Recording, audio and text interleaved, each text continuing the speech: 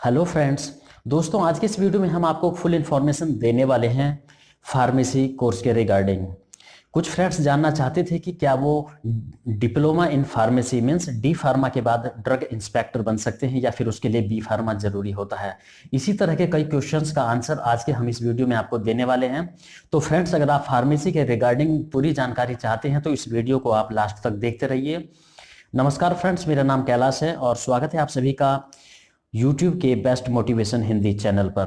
Friends, सबसे पहले हम आपको बता देते हैं कि बी फार्मा की फुल फॉर्म क्या होती है। देखिए, बैचलर ऑफ फार्मेसी ये फुल फॉर्म है बी फार्मा की। अगर आप डिप्लोमा कोर्स करते हैं फार्मेसी में तो डी फार्मा की फुल फॉर्म होती है डिप्लोमा इन फार्मेसी। और फ्रेंड्स, थोड़ा सा हम ये जान लेते हैं कि फार्मेसी एक्चुअल में क्या है। देखिए, फार्मेसी जो है वो साइंस की उस ब्रांच को बोलते हैं जिसमें मेडिसिन के रिगार्डिंग स्टडी की जाती है। जैसे कि जो मेडिसिन है उनको किस तरह से मैन्युफैक्चर किया जाता है, किस तरह से बनाया जाता है और जो उनका रिएक्शन होता है हमारे बॉडी के लिए वो किस तरह का होता है। इसी तरह की जो नॉलेज है वो आपको फार्मेसी में मिलती है। अब हम एलिजिबिलिटी की बात कर लेते हैं बी फार्मा और डी फार्मा दोनों कोर्सेज के लिए। तो देखिए, आपको 12th पास आउट होना कंपलसरी है। पीसीबी अगर आप फिजिक्स केमिस्ट्री और बायोलॉजी ग्रुप के स्टूडेंट हैं तो बहुत अच्छी बात है, या फिर अगर आप पीसीएम ग्रुप के हैं तो भी आप एलिजिबल हैं दोनों कोर्सेज के लिए। कुछ स्टूडेंट्स ऐसे होते हैं जो बायोलॉजी या मैथमेटिक्स के सब्जेक्ट के स्थान पर बायोटेक्नोलॉजी या फिर कंप्यूटर साइंस को स्टडी करते हैं तो भी एलिजिबल हैं इन दोनों कोर्सेज को करने के लिए। आपकी जो परसेंटेज है वो नॉर्मली 45 से 60% के बीच में होनी चाहिए अगर आप किसी अच्छे इंस्टीट्यूट से इन दोनों कोर्सेज में से किसी को भी करना चाहते हैं। जो एडमिशन प्रोसेस है अगर हम उसकी बात करें तो देखिए, 3 तरीके से एडमिशन होता है।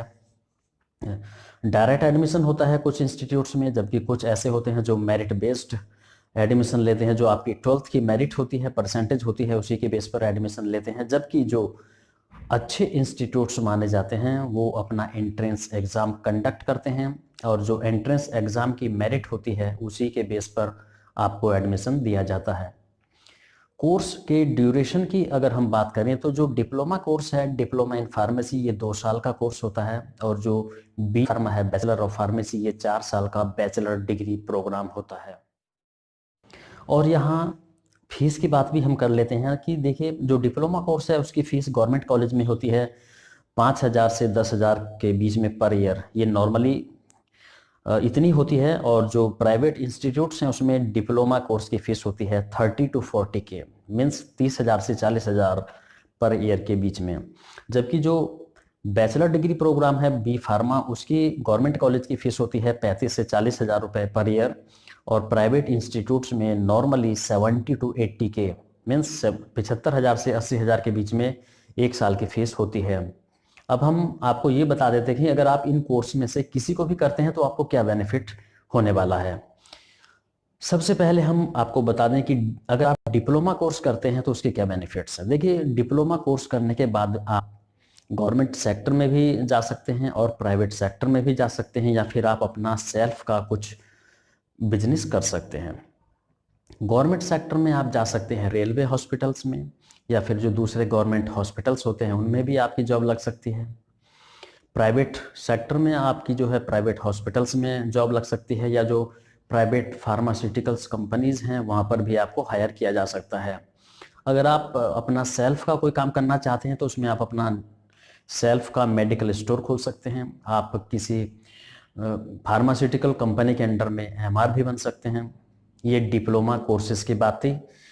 अब हम bachelor of pharmacy B pharma की बात कर लेते हैं। तो देखिए, जो सबसे ज़्यादा पूछा जाने वाला क्वेश्चन होता है स्टूडेंट्स का, वो ये जानना चाहते हैं कि ड्रग इंस्पेक्टर बनने के लिए क्या कंपलसरी कोर्स है। तो देखिए, ड्रग इंस्पेक्टर आप बी फार्मा के बाद ही बन सकते हैं। अगर आपके पास बैचलर डिग्री है, आप बैचलर ऑफ फार्मेसी की डिग्री कंप्लीट आपने की हुई है तो आप ड्रग इंस्पेक्टर बन सकते हैं। ये सबसे बड़ा बेनिफिट है। डी फार्मा डिप्लोमा कोर्स के बाद आप ड्रग इंस्पेक्टर बिल्कुल भी नहीं बन सकते। सेकंड इसका बेनिफिट है कि आपको गवर्नमेंट हॉस्पिटल्स में हायर किया जा सकता है। इसके अलावा अगर आप प्राइवेट सेक्टर की बात करें तो प्राइवेट हॉस्पिटल्स में आपको हायर किया जा सकता है, या फिर जो फार्मास्यूटिकल्स कंपनी है वहाँ पर भी आपको अच्छे सैलरी पैकेज पर हायर किया जा सकता है। अगर आप बी फार्मा के बाद जॉब नहीं करना चाहते हैं और फर्दर स्टडी करना चाहते हैं तो आप बी फार्मा के बाद एम फार्मा कर सकते हैं, MS फार्मा कर सकते हैं, means master of science in pharmacy कर सकते हैं, या फिर आप MBA कर सकते हैं फार्मेसी में। आप कहने का मतलब ये है कि आप GPET एग्जाम के लिए एलिजिबल होते हैं बी फार्मा करने के बाद। तो ये कुछ बेनिफिट्स थे डी फार्मा और बी फार्मा दोनों कोर्सेज के। अब आपको ये बताना भी ज़रूरी है कि कौन कौन से अच्छे इंस्टीट्यूट्स हैं फार्मेसी के। तो देखिए सबसे बेस्ट में अगर हम बात करें तो IIT BHU वाराणसी है, GGSIPU न्यू दिल्ली मीन्स गुरु गोविंद सिंह इंद्रप्रस्थ यूनिवर्सिटी नई दिल्ली है, या फिर Delhi institute of pharmaceutical science and research DIPSAR नई दिल्ली, यहाँ से कर सकते हैं आप। Poona college of pharmacy Pune से कर सकते हैं, national institute of pharmaceutical education and research Mohali. ये कुछ टॉप मोस्ट कॉलेज माने जाते हैं फार्मेसी के। इनके अलावा भी कुछ और अच्छे इंस्टीट्यूट्स हैं जैसे जामिया हमदर्द नई Delhi, Punjab university Chandigarh, Bundelkhand university Jhansi, Birla institute of technology and science Pilani, या फिर Manipal institute of pharmaceutical science Manipal. अब आप ये जानना चाहेंगे कि सैलरी कितनी मिल सकती है इन कोर्सेज के बाद में। तो देखिए सबसे पहले हम आपको डिप्लोमा कोर्स के बारे में बता देते हैं कि अगर आपकी जॉब गवर्नमेंट सेक्टर में लगती है तो आपकी जो सैलरी है वो 21 to 50K मीन्स 21,000 से 50,000 के बीच में इजीली आपकी सैलरी मिल जाएगी अगर आपकी जॉब गवर्नमेंट सेक्टर के किसी भी हॉस्पिटल में लगती है। अगर प्राइवेट सेक्टर में आप जाते हैं तो आपको 12,000 से 15,000 के बीच में स्टार्टिंग सैलरी आप एक्सपेक्ट कर सकते हैं पर मंथ। वहीं हम अगर B pharma means bachelor of pharmacy course की बात करें तो आप अगर देखिए इस कोर्स के बाद अगर आप ड्रग इंस्पेक्टर बन जाते हैं तो बेस्ट सबसे अच्छा है। इसमें सैलरी भी आपकी जो है आप एक्सपेक्ट कर सकते हैं 50,000 से ज़्यादा ही आपको स्टार्टिंग में सैलरी मिलेगी पर मंथ। वहीं अगर गवर्नमेंट हॉस्पिटल्स में आपकी जॉब लगती है तो वो आपको जो है 40 से 45,000 रुपये पर मंथ मिल सकते हैं। प्राइवेट सेक्टर में आपको 15 से 20,000 रुपीज़ मिल सकते हैं पर मंथ। अगर आप अपना सेल्फ का कुछ काम करना चाहते हैं तो उसमें आप कितना भी अर्न कर सकते हैं, इसमें कोई ऐसी कंडीशन नहीं होती है। तो फ्रेंड्स ये कुछ इन्फॉर्मेशन थी फार्मेसी कोर्स के बारे में।